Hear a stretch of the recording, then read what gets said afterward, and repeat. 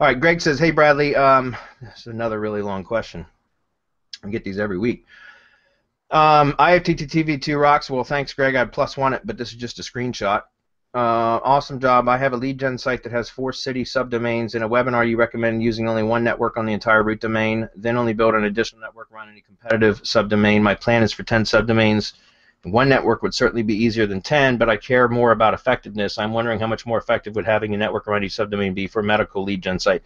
Greg, as I said, every single time when somebody asks the same question, start off with just one and start posting content from your root domain to your branded network and see how well it works. If you're able to rank your individual subdomains with only posting to one branded network, then why go through the trouble of everything else?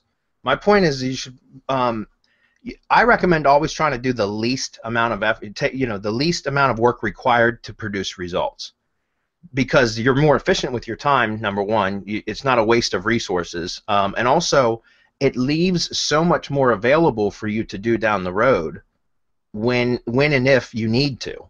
In other words, if you are able to produce results with just one IFTTT network that you're posting content to, and you're building links to all of your subdomain sites through that one IFTTT network, then why would you go through the trouble of creating 10 IFTTT networks?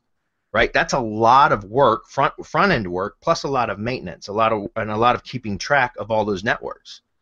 And so that's my point, is I would start off with the one and see if you're able to produce results. And then, because my guess is out of 10 subdomains, with one branded IFTTT network that you're posting content to regularly from your root domain, where your blog would be, right? And really, you could put a blog on every one of your subdomain sites, but again, now you've got 10 blogs to maintain as opposed to one. So I'm trying to keep it simple, guys. We as SEOs or marketers, online marketers, always want to overcomplicate shit. Don't. Try to keep it as simple as possible. Keep it simple, stupid, right? The KISS method. And so my point is if you got 10 subdomains and you're constantly blogging from one blog, you only got to maintain one blog, and you've got one branded network, and you're blogging and building links to all of your subdomain sites through your blog posts, and let's say 4 of them end up ranking well without any additional IFTTT networks. Well, now you know that you only need at most 6 additional IFTTT networks instead of 10, which you would have built if you just decided to go right from the start with 10.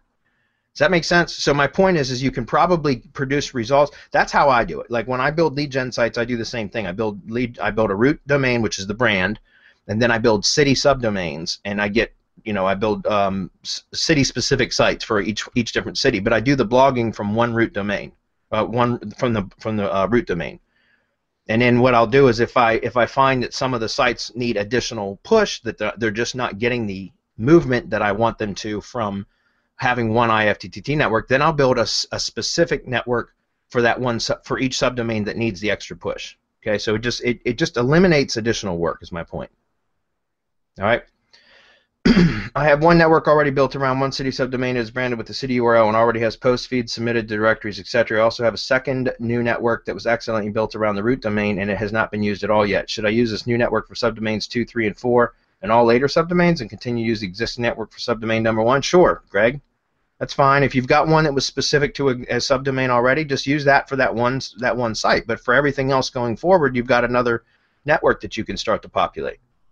And then, like I said, if you need additional push on any of these subsequent subdomains, then you can always build a subdomain-specific network then. Okay? If only using one network, do the subdomains lack a silo structure due to no post on the subdomains? If only using what do the subdomains lack? Yeah, but no, I mean, because you can create a silo structure with pages, right? It really makes no difference. Not having post, a silo structure is not defined. Silo architecture is not defined by whether a site has posts or not. Silo structure is how you stack the pages. It's the hierarchy, the way that you structure the pages on the site, pages and/or posts. It's the way that you assemble content. It has nothing to do with whether there's posts or not, because you can have a silo structure with purely pages and no posts at all. Okay? So That doesn't make any difference. What happens to the Google Plus pages and local pages for each subdomain? They are not included in the network, so nothing syndicates out to them. You could, though, right? You could. I mean, essentially, you could take every single Google Plus page. If you have a Google Plus local page, guys, for every single subdomain site, which is how I do it, then you could have the main blog content be syndicating to every single one of the Google Plus pages. What difference does it make? It's all from the same brand. What do you think the big national brands do?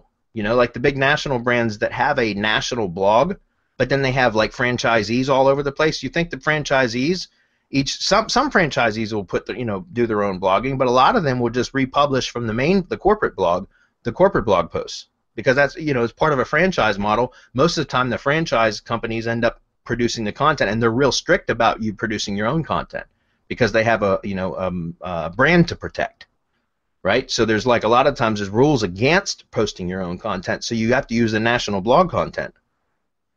That makes sense. So anyways, yeah, all I'm saying is you can set up you can take the same RSS feed from your money site, your root domain, and set up a different IFTTT account for each subdomain, and then connect Buffer to your Google Plus page, and then connect Buffer to IFTTT, and syndicate the same content from your root domain to all of your city subdomain Google Plus pages. There's nothing wrong with that, okay? Because it's all coming from the same brand. Okay, last one. It does not seem as though having one network reduces the total number of blog posts needed per month. Is that correct? I don't know what you mean by that. I think he's referring to frequency of publish, right? Yeah. The frequency that's needed. Yeah. It doesn't increase or reduce the total. You establish the frequency of publish. It has nothing to do with the total number of blog posts needed per month. I mean, going back to the network, right? Mm-hmm. Yeah. Yeah. Well, and the thing is if you got one network, and you're using that one network to build links to 10 subdomains, you're going to be doing a hell of a lot of publishing from the one blog. If you're using that model, which would be having the blog on your root domain, but you're using that one blog in the one network to build links to all 10 subdomains, your frequency of publishing is going to be quite high because you're going to be publishing a lot. So let's say that you did one post per subdomain site per week. Then you'd have 10 posts per week, or 2 posts per day, 5 days per week, right?